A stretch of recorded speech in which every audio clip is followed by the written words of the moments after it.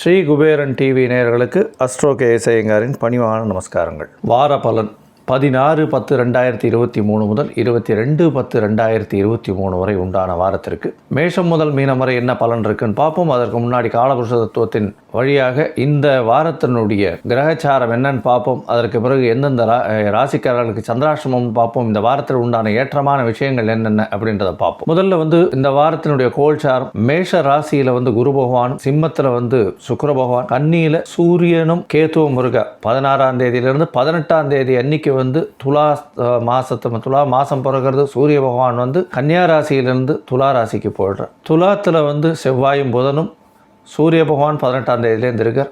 மகரத்தில் வக்கரகதி பெற்ற சனி பகவானும், 12ஆம் இடம்னு சொல்லக்கூடிய மீனத்தில் ராகு பகவானும் இருக்கிறது இந்த வாரம். சந்திர பகவான் அதிவேகமாக செல்லக்கூடிய கிரகம் அப்படின்னு சொல்கிறவர் இந்த வாரம் பார்த்தாலேயானால் சந்திர பகவான் துலா ராசியில் சுவாதி நட்சத்திரத்திலிருந்து மகர ராசியில் திருவோண நட்சத்திரம் வரலும் போகிறோம். இந்த காலகட்டத்தில் பார்த்தேன்னா பெரிய ஏற்றங்கள் இருக்குது. இந்த வாரத்தில் வரக்கூடிய நல்ல விசேஷ நாட்கள் என்னென்னன்றதை பார்ப்போம். இந்த வாரமே பெரிய விசேஷம்தான். ஏன்னா நவராத்திரி திருவிழா பெருவிழா நடக்கிறது.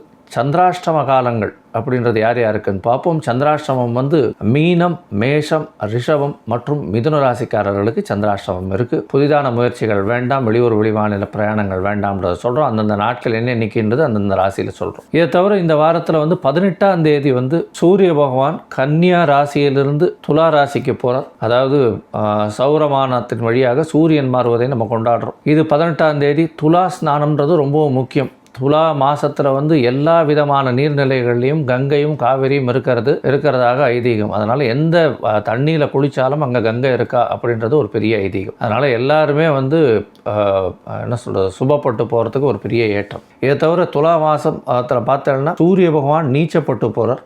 இருந்தாலும் இந்த வாட்டி குரு பகவானோட பார்க்கப்பட்டும் சுக்கிர பகவானோட அவருடைய வீட்டில் பரிவர்த்தனையாகவும் இருக்கிறது பெரிய விசேஷம். இந்த வாரத்தில் 18ஆம் தேதி சதுர்த்தி வருது. அதனால் விநாயகருக்கு போய் உங்களால் முடிஞ்ச ஒரு 9 தரம் பிரதட்சணம் பண்ணிட்டு தோப்பு வர்ணம் போட்டு ஒரு தேங்காய் உடைச்சிட்டு வாங்க. 22ஆம் தேதி ஸ்ரவண விரதம், அதாவது திருவோண நட்சத்திரம் வர்றதுனால ஸ்ரவண விரதம் 22ஆம் தேதி வருது. பெருமாளுக்கு பெரிய உகந்த நாள் அப்படின்னு சொல்லக்கூடியது. ஸ்ரவண விரதம் இருக்கிறதன் மூலியமாக குழந்தை பேர் இல்லாதவர்கள் கண்டிப்பாக குழந்தை பேருக்கு வாய்ப்புகள் நிச்சயமாக உண்டு அப்படின்றத சொல்கிறோம். இந்த வாரம் பார்த்தாலேயானால் 20ஆம் தேதி சஷ்டி விரதம் வருது. சஷ்டியில் விரதம் இருந்தால் அகப்பையில் வரும்னு சொல்லுவாள். சரி, இப்பொழுது மேஷம் முதல் மீனம் வரை ஒரு ராசியை பார்க்கலாம். சிம்மம், மகம், பூரம், உத்திரம் இந்த 3 நட்சத்திரம் 9 பாதங்களை கொண்ட ராசி. ராசியின் அதிபதி அப்படின்னு சொல்லக்கூடியவர் சூரிய பகவான். இந்த வாரம் உங்களுடைய ராசிக்கு பார்த்தாலேயானால் ராசிநாதன் 2ஆம் இடத்துல இந்த வாரத்தை ஆரம்பிக்கிறார். 16ஆம் தேதியும் 17ஆம் தேதியும் உங்களுடைய ராசிக்கு 2ஆம் இடத்துலேயே இருக்கார். அதற்கு பிறகு 18ஆம் தேதி ஐப்பசி மாதம் பிறக்கிறது, துலா மாதம் பிறக்கிறது. சூரிய பகவான் உங்களுடைய ராசிக்கு 3ஆம் இடத்துக்கு போகிறார். ராசியில் உங்களுக்கு சுக்கிர பகவான் இருந்தாலும் 3ஆம் இடத்துக்கு சூரிய பகவான் போனவுடனே பரிவர்த்தனை யோகம் மாறுது. 1-3 பரிவர்த்தனையாவது உங்களுடைய முயற்சிகள் அனைத்தும் வெற்றி பெறும். இளைய சகோதரிகள் மூலியமாக நல்ல ஒரு வெற்றிக்கான சின்னம் வரக்கூடிய வாய்ப்புகள் நிச்சயமாக உண்டு. உங்களுடைய ராசிக்கு 9ஆம் இடத்துல தனித்த குரு இருக்கிறது பெரிய ஏற்றம். வெளியூர் வெளிமாநிலம் வெளிநாடு படிக்கிறதுக்குன்னு பார்த்துருந்தீங்களா கண்டிப்பாக போகக்கூடிய வாய்ப்புகள் உண்டு. புதிய பதவி புகழ் அந்தஸ்து கௌரவம்லாம் வரக்கூடிய வாய்ப்புகள் இருக்கும். சிம்ம ராசிக்காரர்களுக்கு பேச்சில் சற்று கவனம் தேவை. ஏன்னா கேத்து பகவான் 2ஆம் இடத்துல தனித்து இருக்க போகிற இந்த வாரம். அதனால் கொஞ்சம் பேச்சில் கவனம் தேவையாக இருக்கணும் அப்படின்றத சொல்கிறோம். 8ஆம் இடத்துல இருக்கக்கூடிய ராகு பகவான் மூலியமாக மறைந்திருக்கக்கூடிய பொருட்கள் உங்களுக்கு வரக்கூடிய வாய்ப்புகள் உண்டு. ரேஸு, ஷேரு, லாட்ரி இந்த மாதிரியான விஷயங்களில் திடீர் பணம் வரும். உங்களுக்கு எதிரிகள் அற்ற நிலை இருக்கும். ஏன்னா 6ஆம் இடத்துல இருக்கக்கூடிய சனி பகவான் நல்ல ஒரு ஏற்றத்தை கொடுப்பார். புதிய வண்டி வாகனம் வாங்கக்கூடிய வாய்ப்புகள் இந்த வாரம் நிச்சயமாக இருக்குது. இந்த வாரத்தில் பார்த்தோன்னா உங்களுடைய ராசிக்கு 12ஆம் அதிபதினு சொல்லக்கூடிய சந்திர பகவான் உங்களுடைய ராசிக்கு 3ஆம் இடத்துல இந்த வாரத்தை ஆரம்பிக்கிறார். அதாவது 16ஆம் தேதியிலிருந்து 17ஆம் தேதி மத்தியானம் வரலும் இருக்கார். இந்த காலகட்டத்தில் பார்த்தோன்னா உங்களுடைய 3ஆம் இடம் அதீதமாக வலுப்பெற்று போகிறது. 3ஆம் இடத்துல பார்த்தோன்னா 16லேருந்து 18ஆம் தேதி வரலும் 17ஆம் தேதி மத்தியானம் வரலும் பார்த்தோன்னா குரு சந்திர யோகம் அமைகிறது, குருமங்கள யோகம் அமைகிறது, சந்திரமங்கள யோகம் அமைகிறது. பெரிய ஏற்றம் கிடைக்கக்கூடிய வாரமாக இந்த வாரம் அமைகிறது. அரசியல் செல்வாக்குள்ளவர்களுக்கு பெரிய ஏற்றமான காலம். பேச்சில் நல்ல ஏற்றம் இருக்கும். இருந்தாலும் சூரிய பகவான் 18ஆம் தேதி ஐப்பசி மாதத்துக்கு மாறினதுக்கப்புறம், அதாவது துலாத்துக்கு மாறினதுக்கப்புறம் பேச்சில் ரொம்பவும் கவனமாக இருக்கிறது நல்லது. உங்கள் பேச்சின் மூலியமாக உங்களுக்கு பிரச்சனைகள் அதிகமாக வரக்கூடிய வாய்ப்புகள் நிச்சயமாக உண்டு அப்படின்றத சொல்கிறேன்.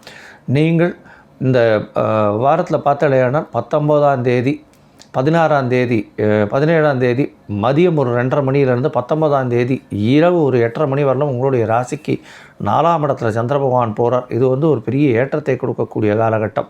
ஏன்னா 4ஆம் இடத்துல சிம்மத்திற்கு 4, 9க்கு அதிபதியான செவ்வாய் பகவான் 3ஆம் இடத்துல முயற்சி ஸ்தானத்தில் இருக்கிறதும், 4ஆம் இடத்துல சந்திர பகவான் 12ஆம் அதிபதி இருக்கிறது மூலியமாக ஏதாவது வீடு விற்க வேண்டிய காலகட்டமாக இருந்ததுனால் நல்ல விலைக்கு போகக்கூடிய காலகட்டமாக இந்த வாரம் அமைய போகிறது. உங்களுடைய ராசிக்கு 5ஆம் இடத்துல சந்திர பகவான் போகிறார். அது 19ஆம் தேதி ராத்திரி ஒரு 8:30 மணியிலிருந்து 22ஆம் தேதி அதிகாலை ஒரு 12:30 மணி வரலும் இருக்கார். இந்த காலகட்டத்தில் பார்த்தோம்னா குருவினுடைய பார்வையும் சந்திர பகவான் மேலே விழுறது. அதனால் குரு சந்திர யோகம் அமைகிறது. இதற்கு மேலே பார்த்தோம்னா உங்களுக்கு ஒரு புதிய பதவி, புகழ், அந்தஸ்து, கௌரவம் வரும். ஹானரரி பொசிஷன் வரக்கூடிய வாய்ப்புகள் நிச்சயமாக உண்டு. உங்களுடைய ராசிக்கு 6ஆம் இடத்துல சந்திர பகவான் போகிறார். புணர்ப்பு யோகம் ஏற்படுறது. உங்களுடைய மனசிற்கு ஏற்றாற்போல் உங்கள் உடல் வேலை செய்யாது. ஏன்னா கொஞ்சம் ஸ்லோவாக இருக்கும். ஆனால் எதிரிகள் அற்ற நிலை இருக்கும். 12ஆம் அதிபதி 6ஆம் இடத்துல இருக்கிறதுனால அதாவது வேலைக்குன்னு வெளிநாடு போகக்கூடிய வாய்ப்புகள் நிச்சயமாக கிடைக்கும்.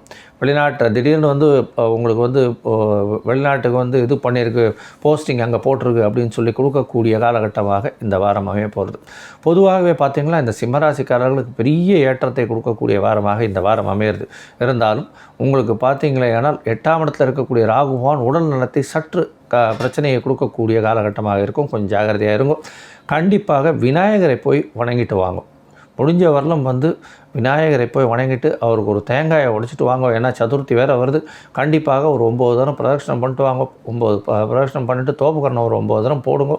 ஒரு தேங்காயை உடைச்சிட்டு வாங்க. உங்களுக்கு ஒரு பெரிய நல்ல ஏற்றமும் மாற்றமும் இந்த வாரம் நிச்சயமாக சேரும். ஸ்ரீ குபேரன் டிவியை பார்த்தமைக்கு நன்றிகள். மேலும் இது போன்ற தகவல்களை தெரிந்து கொள்ள ஸ்ரீ குபேரன் டிவியை சப்ஸ்கிரைப் செய்யுங்கள். மறக்காமல் பெல் ஐக்கானை கிளிக் செய்யுங்கள்.